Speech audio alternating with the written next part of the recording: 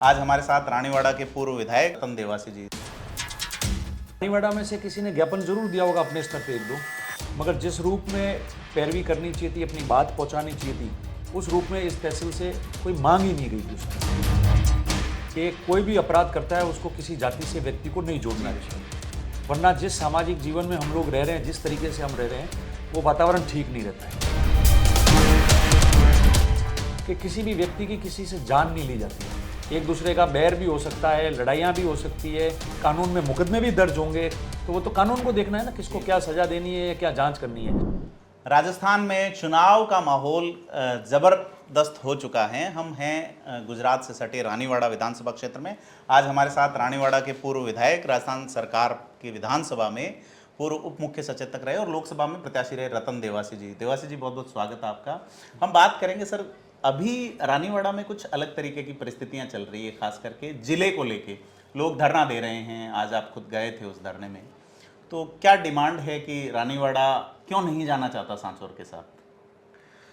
देखिए, जब से बजट के अंदर जी जिला अनाउंस हुआ, जी अनाउंस होने के बाद में जहाँ जहाँ कोई भी आपत्तियाँ थी कि हमको इसमें नहीं जुड़ना है, उसको लेकर विभिन्न स्तर पर सरकार के, भले वो राजस्व मंत्री के स्तर पे हो, जिला कलेक्टर के स्तर पे हो, एसडीओ के स्तर पे हो, या फिर वो राम लुबाया जी की कमेटी के स्तर पे हो, सभी लोगों ने अपने अपने प्रतिवेदन दिए और अपनी अपनी बातें कही। जी जी उस समय भीनमाल को जिला बनाने के लिए और अंततः उसको जिले में अगर नहीं बनता है तो उसको जालोर में उस कस्बे को यथावत रखने के लिए बात चली। जी तो राम लुबाया जी की कमेटी के सामने वो बात गई, डेलीगेशन मुख्यमंत्री जी को भी मिला, सभी लोगों को मिला। तो उसमें उन्होंने फिर जब फाइनल कैबिनेट की मीटिंग हुई और नोटिफिकेशन का स्टेज आया, उसके पहले सभी लोगों ने जो अपनी बातें रखी थी तो उसके अनुसार फैसला हो गया जी कि जो भीनमाल तहसील थी उसको जालोर में रखा। रानीवाड़ा विधानसभा क्षेत्र का एक पार्ट जसवंतपुरा तहसील का है, जिसके अंदर दो विधानसभाएं आती है, रानीवाड़ा और जसवंतपुरा। जी तो भीनमाल विधानसभा का पार्ट भी और रानीवाड़ा विधानसभा का जो पार्ट है जसवंतपुरा तहसील में, सुंदा माता जी के मंदिर के आगे के 2 गांव तक, जी जी उसको जालोर जिले में रखा और बाकी सब जो है वो सांचौर में गए। जी जी रानीवाड़ा में से किसी ने ज्ञापन जरूर दिया होगा अपने स्तर पे एक दो, मगर जिस रूप में पैरवी करनी चाहिए थी, अपनी बात पहुंचानी चाहिए थी, उस रूप में इस तहसील से कोई मांग ही नहीं गई थी उस समय। तो आपके ये ध्यान में नहीं आई चीज़ पहले, मतलब एज ए? देखिए, स्वाभाविक है कि जब कोई जनरल मास में से, जिसमें विभिन्न जातियों धर्मों के लोग रह रहे हैं, जिनमें व्यापारी रह रहे हैं और वो सारे लोग रह रहे हैं, तो वो लोग जब उन्होंने अपनी बात नहीं रखी है, तो कोई भी लीडरशिप हो, किसी भी पार्टी की हो, कोई भी जनप्रतिनिधि है, वो उस बात को आगे कैसे पहुंचाएगा? स्वतः कोई आदमी कह देगा कि ये मत करो और लोगों के भावनाओं के खिलाफ हो, तो उसको उसके ऊपर आती है, वो प्रतिरूपण लगता है, सीधा सा उस पर आती है। तो वो बात हुई नहीं, सांचौर का जिला बना। हम आज भी कह रहे हैं, मैं मेरे व्यक्तिगत स्तर पे भी बात कर रहा हूँ कि जिन लोगों को जिला मिला है और वहाँ के निवासी जिनको जिला मिला और वो खुश है, तो वो उनके लिए तो उनके इमोशंस और सेंटिमेंट से जुड़ी हुई बात है। तो निश्चित तौर पे कि अगर वो जिला बना है बॉर्डर पे, तो उसका हम भी स्वागत करते हैं। जी जी अब चूंकि 7 तारीख को अगस्त को, जिस दिन जिले की स्थापना थी और राजस्थान के 19 जिलों में कार्यक्रम हुआ उस दिन, उसके पश्चात जब वो लक्ष्मण देवासी वाला हत्याकांड हुआ, उसके बाद में ये स्थितियां एकदम से उत्पन्न हुई हैं। तो लोगों के मन में अलग अलग प्रकार के विचार है। सर, एक ये मैं यहाँ रोकना चाहूँगा आपको। लक्ष्मण देवासी का जो हत्याकांड हुआ, इसमें ऐसा लगता है 2 जातियों के बीच खाई आ रही है, 2 जाति या 2 वर्ग जिसको कह सकते हैं अपन, जबकि क्रिमिनल की कोई वो नहीं है, ऐसा आप भी लोग, लेजिस्लेटर लोग कहते हैं। मैंने हर जगह ये बात कही है, जो आपके सामने भी कह रहा हूँ जी कि कोई भी अपराध करता है उसको किसी जाति से व्यक्ति को नहीं जोड़ना चाहिए। वरना जिस सामाजिक जीवन में हम लोग रह रहे हैं, जिस तरीके से हम रह रहे हैं, वो वातावरण ठीक नहीं रहता है। दूसरी बात कि जो भी हत्याकांड हुई, जिस व्यक्ति ने ये किया, कानून उसका काम कर रहा है जी और सब लोग गंभीर थे कि कोई जातियों के बीच में खाई नहीं पड़े, किसी को ये महसूस नहीं हो किसी भी जाति को लेकर। तो आप देखो, राजस्थान में इतने इश्यूज हुए और ये हत्याकांड हुआ, दूसरे दिन 20,000 लोग इकट्ठे हुए, बॉर्डर गुजरात से भी लोग आए, कहीं 1% किसी प्रकार की कोई तोड़फोड़ नहीं हुई, जनहानि नहीं हुई, माल हानि नहीं हुई और किसी प्रकार की अननेसेसरी की नौकरी पैसे से लेके कोई डिमांड नहीं रखी। सिर्फ बात ये रखी कि जो व्यापारी आज सांचौर, रानीवाड़ा, अहमदाबाद, बॉम्बे बंद करके बैठा है जी और आज के दिन पूरा मार्केट बंद है। बॉम्बे में हमारा सबसे बड़ा एशिया का मार्केट है, मेटल मार्केट है, वो बंद रहा उस दिन। ऑर्डर में पूरा मार्केट बंद रहा है अहमदाबाद में। तो ये लोगों की भावना है। तो हमको वो बात करनी चाहिए कि लोग चाह रहे हैं कि इस प्रकार की कोई भी चीज़ दोहराई नहीं जाए, और हमारी जो हम लोग यहाँ रहते हैं उनकी सिक्योरिटी की बात की जाए और कैसे रहेंगे वही बात करके, और सब लोगों ने धरना उठाया और पुलिस ने कार्रवाई की। तो जो अपराधी है उसकी कोई जात नहीं है, वो पकड़ा जाएगा और चल रहा है।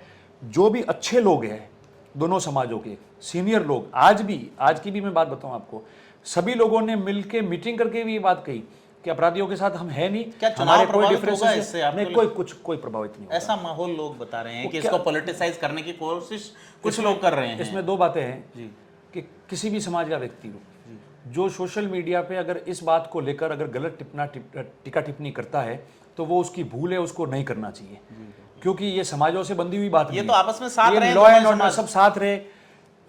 इनके क्या हुआ, कोई गलत भी था तो कानून अपना काम करेगा, मगर बात इतनी सी थी कि किसी भी व्यक्ति की किसी से जान नहीं ली जाती है। एक दूसरे का बैर भी हो सकता है, लड़ाइयाँ भी हो सकती है, कानून में मुकदमे भी दर्ज होंगे, तो वो तो कानून को देखना है ना, किसको क्या सजा देनी है या क्या जांच करनी है। पर हत्या करना वो कोई भी नहीं कहेगा कि ये हुआ, ठीक है। दूसरी बात, जितने सीनियर नेता है विश्नोई समाज के, आज भी कई पत्रकार वहाँ थे, उनके सामने बुजुर्ग लोगों ने 85 साल से लेकर और 25 साल के नौजवान तक ने ये बात कही है, वहाँ इकट्ठे होकर बात कही है सबको कि हम सब एक है, हम लोग अच्छी तरह से काम कर रहे हैं। एक दो व्यक्ति कोई अगर गलत टिप्पणी कर रहे हैं, हम पहले से तो यहाँ रहते हैं और आगे भी साथ रहेंगे, कोई ऐसी इशू नहीं है। और जो गलत टीका टिप्पणी कर रहा है वो बिना समाज के पूछे कर रहा है।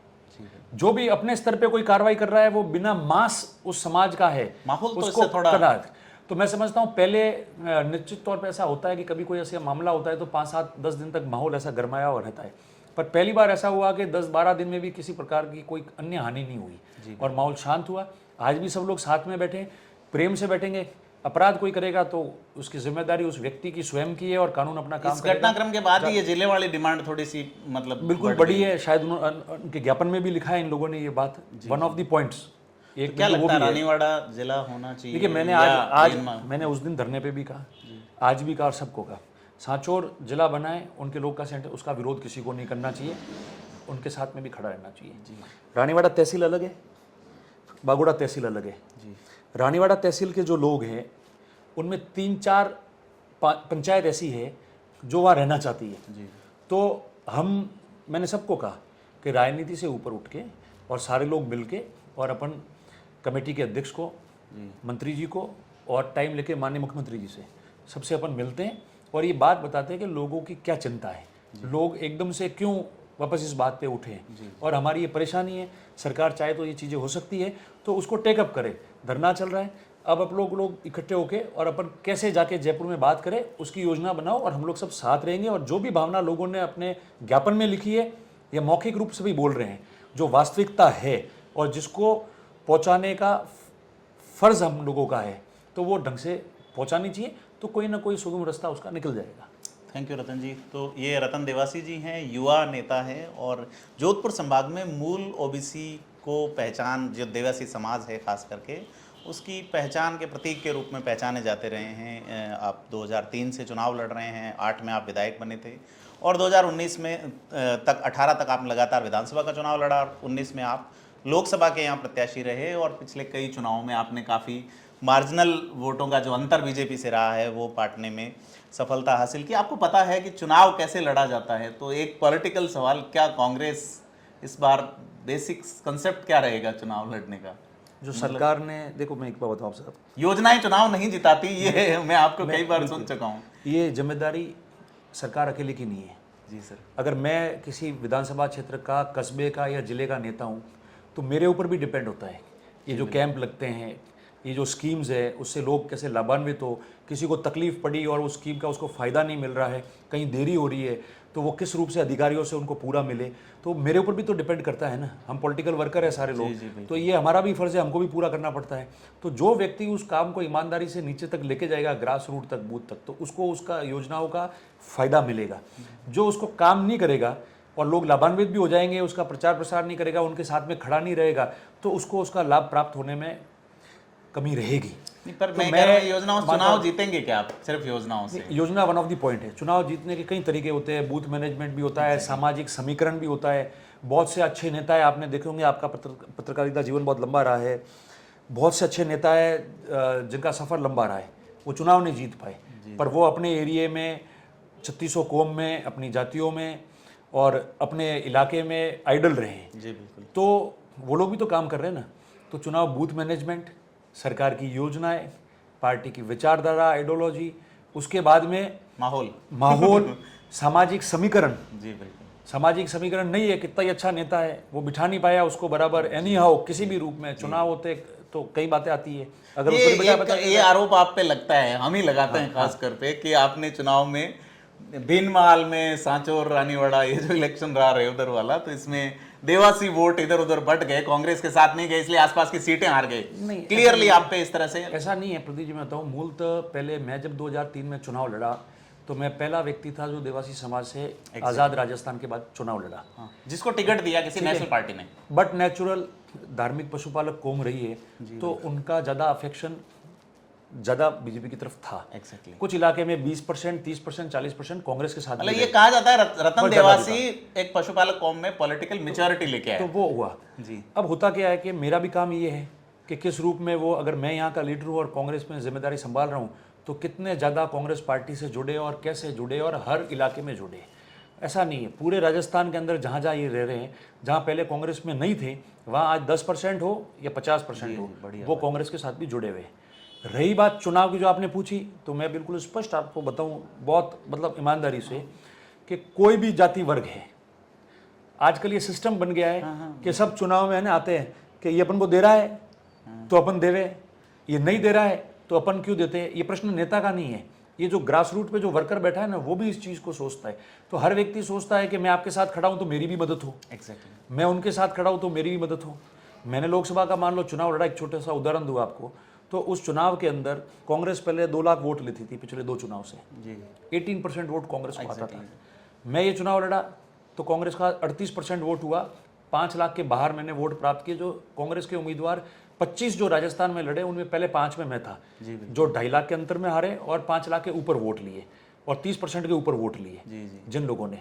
तो इतना बड़ा मार्जिन हुआ है। तो क्यों आया कि वर्कर जो जहाँ बैठा था उसने अपने हिसाब से काम किया, और काम किया जब जाके उसके कॉन्फिडेंस से गांव में लोगों ने उसकी बात मान के वोट कास्ट किया, तब जाके तो हम आगे आए। तो ये बिल्कुल स्पष्ट है कि राजस्थान की राजनीति जाति आधार पे भी है जी। हर स्टेट में हम देख रहे हैं, कर्नाटक में चुनाव गया, हाँ बिल्कुल, थाई में कास्ट स्टेज पे सब जगह हो चुका है। बात इतनी है कि हम हमारे जो लोग भी साथ में ईमानदारी रखें। बिल्कुल, अब लोग भी सोचने लगे, हम ईमानदारी रखें। अगर मैं किसी के साथ में कमिटेड हूँ पार्टी में, तो मेरा सफल प्रयास रहना चाहिए हर समय कि मेरा कमिटमेंट उसके साथ में पूरा हो। तो सेम वाइस वर्सा है कि वो भी उस कमिटमेंट को पूरा करे, बस फर्क इसी से होता है। एक आपकी पार्टी ने एक नवाचार किया, हालांकि पहले भी ये सिस्टम लागू था, रिसिप्ट देने वाला प्रत्याशियों को आवेदन जो कर रहे हैं आपके पर्यवेक्षक के सामने। तो आज हमने देखा 20-21 आवेदन आए हैं, तो उसमें ये लोग कहते थे कि हमारे आवेदन कचरे के डिब्बे में डाल देते हैं प्रभावशालियों के आवेदन जाते हैं। जो बायोडाटा देता है ना जी, उस कार्यकर्ता की भावना होती है उसके अंदर जी। वो देता है लिख के कि मैंने इन पदों पे काम किया और मुझे मौका मिलना चाहिए एमएलए का चुनाव लड़ने के लिए। और जो व्यक्ति देता है ना, उसको ये भी पता है कि मेरे से 19 कौन है और मेरे से 20 कौन है जी। मगर आप उसकी भावना को तो रोक नहीं सकते। सही बात है। आखिर में चुनाव में उन सबको मिलकर ही चुनाव लड़ना है और काम लेना है, तो किसी को रोकना भी नहीं चाहिए, उसको देना चाहिए। पहली बात डेमोक्रेटिक सिस्टम कांग्रेस में यही। ब्लॉक का सिस्टम पहले से चलाया है, डीसीसी का, ब्लॉक का, पीसीसी का, पीईसी का, फिर उसके बाद में आगे। बीच में एक दौर ऐसा आया था जब ऑब्जर्वर्स आते थे तो ऑब्जर्वर को दे देते थे, ब्लॉक अध्यक्ष उनके साथ रहते थे और ऑब्जर्वर अपना बायोडाटा लेने के बाद में उसको आगे परस्यू करते थे और देना था वहाँ देते थे। इस बार कांग्रेस ने चूंकि ब्लॉक अध्यक्ष काम संभालता है तो उनको दिया कि भैया ब्लॉक अध्यक्ष को पहले दे दो, ब्लॉक अध्यक्ष जिला कांग्रेस को दे देंगे। पीईसी की जो टीम है, जो मेंबर्स है प्रदेश इलेक्शन कमेटी के, उनमें 2-2 मेंबरों को अलग अलग जिले दे दिए हैं। वो जिले में आएंगे, अभी आ रहे हैं जी। प्रोग्राम भी आ चुका है सबका। तो वो आने के बाद में ये सारे आवेदन ले लेंगे और लेके फिर प्रदेश इलेक्शन कमेटी में चर्चा हो जाएगी। नहीं, वो रिसिप्ट वाली बात मैं कर रहा हूँ। हाँ, तो पहले क्या था कि पहले भी होता था कि कोई कॉपी 2 लेके आता था तो वो रिसीव लेके जाता था कि मैंने आपको दिया। क्योंकि हम लोकतंत्र में है, राजनीति में है, तो कहीं ना कहीं अविश्वास ही होता है। तो वो लोग सोचते हैं कि यार मैंने दिया है, क्या मालूम ये उसका आदमी है और कल कह दे मैंने दिया ही नहीं। तो उस कार्यकर्ता के पास रिसिप्ट रहती है।